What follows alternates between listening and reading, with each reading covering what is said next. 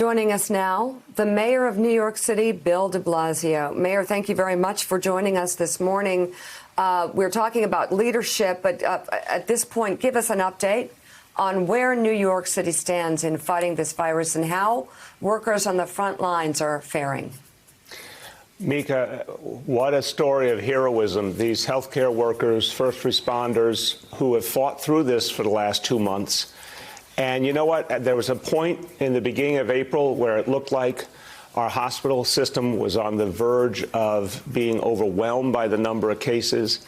But they bent, but they never broke. You know, they had to deal with an extraordinary surge of coronavirus cases, but they held the line. And there's an amazing story here of resilience. And to the point that both of you were just making, you know, this should be something that the nation looks to and says, look at these heroic people and look at this heroic city and how do we all help ourselves forward. But the president now, every time he opens his mouth, it's not about the people who have done the heroic work or about the families that are suffering right now. It is always just about him or some new effort to divide us. Who talks about red states and blue states in the middle of a pandemic?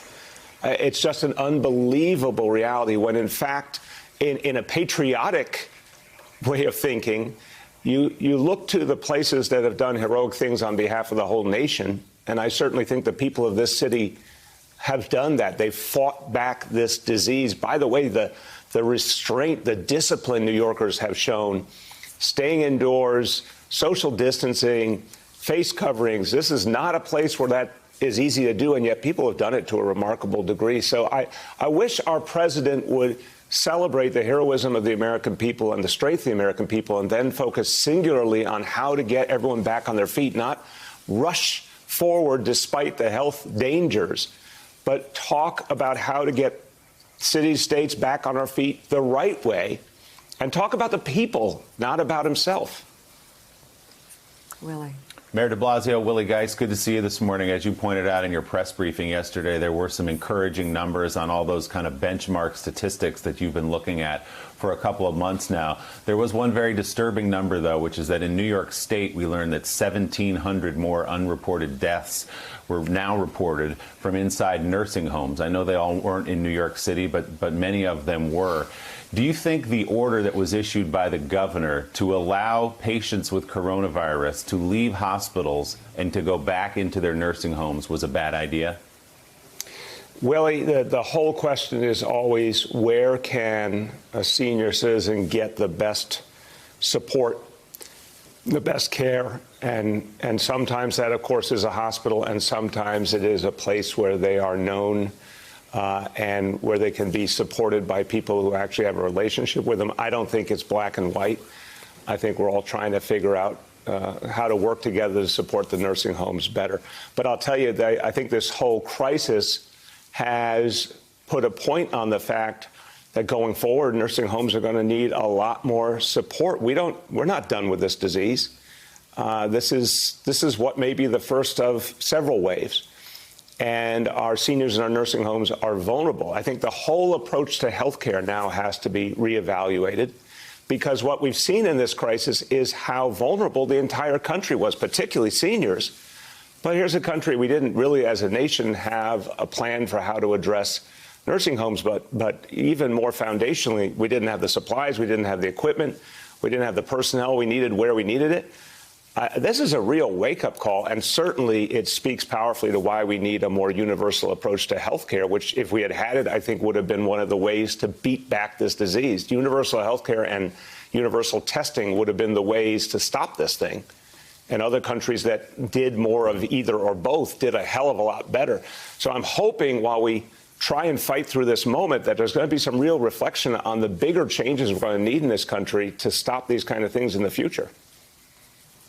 Well, I'm sure there'll be those conversations, but the here and now, as you look at going forward now and you say improving conditions for seniors in nursing homes, would it be a good idea to no longer send elderly patients who've tested positive for coronavirus or who are suspected to have coronavirus? Would it be a good idea to not send them back into their nursing homes where they then expose other vulnerable people? Well, again, if the better care in that individual case is a hospital, of course that should be the go-to option. But there's going to be times where the nursing home is the place that can better care if it's set up that way. But remember, a lot of these are for-profit organizations. I think there's going to be a lot of questions about whether they put their residents first or whether they put profit first.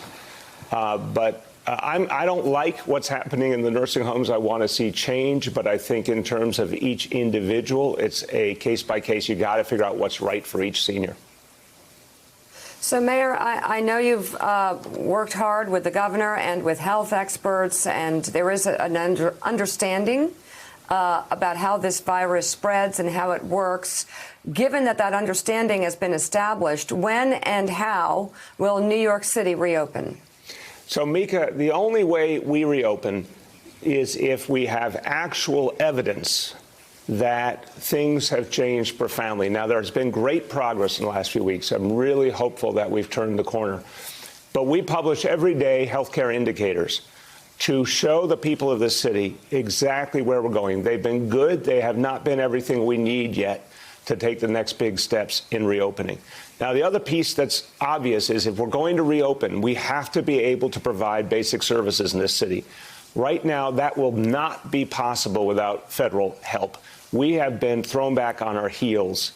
So many lives lost, so much disruption to everything in this city. And on top of that, you know, my job is to provide police services, fire services, sanitation, health care, all the things that we've been doing through this crisis. We are running out of money, and the federal government is the only place we can get the support. There's discussion of the new stimulus, but right in the middle of that, last night, President Trump says, well, it should include relief for wealthy people. He starts talking about the capital gains tax, for God's sakes, not struggling firefighters and EMTs and paramedics and healthcare workers. He once again is defaulting to how he can take care of his rich friends. This stimulus has to happen, and it has to be about supporting working people, and it has to be about getting cities and states back on our feet, because if we don't have those resources, if we can't provide basic services, we can't recover. It's as simple as that. You can't restart if you can't run your city or you can't run your state.